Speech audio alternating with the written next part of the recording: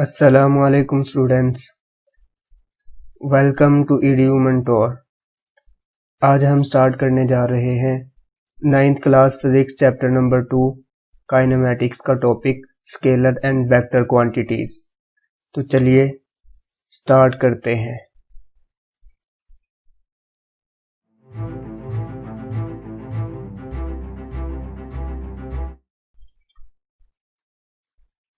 Scalar quantities, a quantity that is described completely by its magnitude only। अगर किसी quantity को हम सिर्फ उसकी मैग्नीट्यूड के साथ मुकम्मल तौर पर बयान कर दें तो ऐसी क्वांटिटी को कहते हैं स्केलर क्वांटिटी। मैग्नीट्यूड का क्या मतलब होता है? Magnitude means numerical value with an appropriate unit. Numerical value एक मुनासिब यूनिट के साथ, इसको हम मैग्नीट्यूड कहते हैं।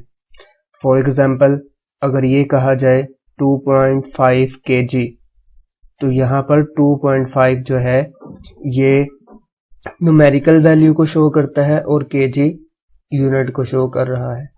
सिमिलरली 40 सेकेंड्स में 40 न्यूमेरिकल वैल्यू है और सेकंड टाइम का यूनिट होता है।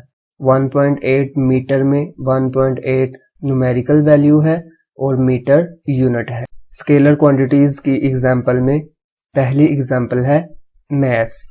जब भी हम मैस की बात करें तो हम सिंपली सिर्फ ये कहते हैं कि ये 3 kg मैस है, 5 kg है या 10 kg है। तो सिर्फ इतना ही कहने से हम कंप्लीटली उस क्वांटिटी को मैस को डिस्क्राइब कर देते हैं।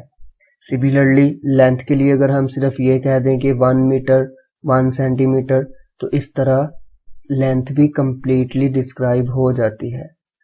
तो इसलिए हम कहते हैं कि वो क्वांटिटीज जो मैग्नीट्यूड के साथ कंप्लीटली बयान हो जाएं, उन क्वांटिटीज को स्केलर क्वांटिटीज कहते हैं।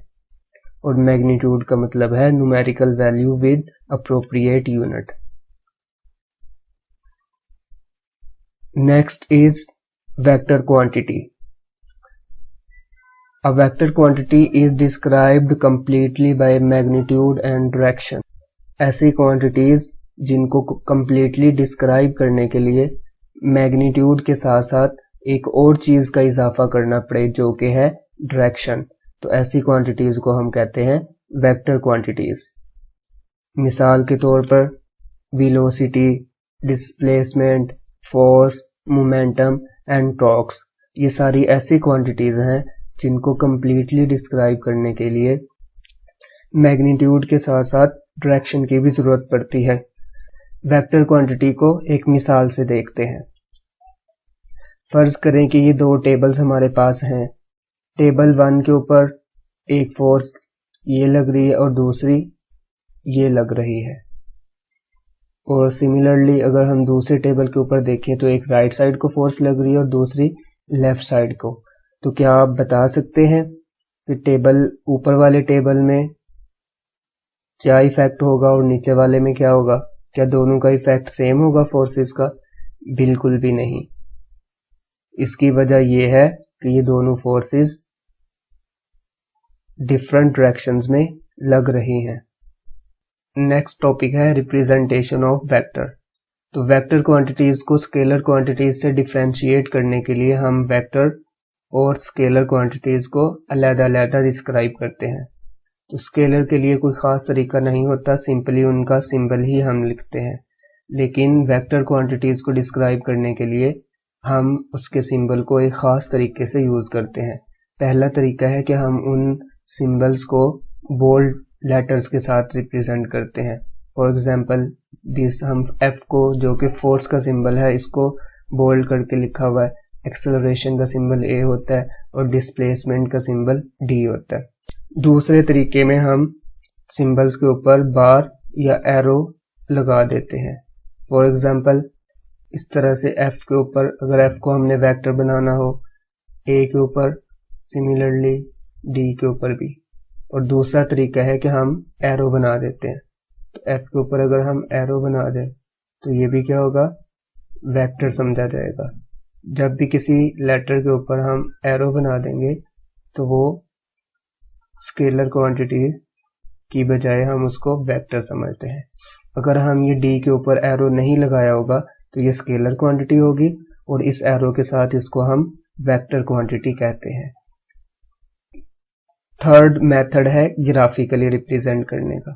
तो एक वेक्टर को रिप्रेजेंट करने के लिए हम एक लाइन बनाते हैं और उस लाइन की एक साइड के ऊपर एक एरो हेड लगा देते हैं। वो लाइन की जो लेंथ होती है वो उस वेक्टर की मैग्नीट्यूड को रिप्रेजेंट करती है और जो एरो हेड की डायरेक्शन होती है वो उस वेक्टर क्वांटिटी की डायरेक्शन को जाहिर करती है। फॉर एग्जांपल ये हमने एक लाइन लगाई और इस लाइन की एक तरफ एक एरो हेड बना दिया। ये लाइन ए बी जो होती है ये इस वेक्टर की मैग्नीट्यूड को जाहिर करती है और एरो हेड उस वेक्टर v का डायरेक्शन को जाहिर करता है। इन तीन मेथड्स के जरिए हम वेक्टर क्वांटिटीज को रिप्रेजेंट करते हैं। नंबर 1 बोल्ड फेस लेटर्स के साथ, नंबर 2 बार और एरो हेड लगा के, एंड नंबर 3 ग्राफिकली।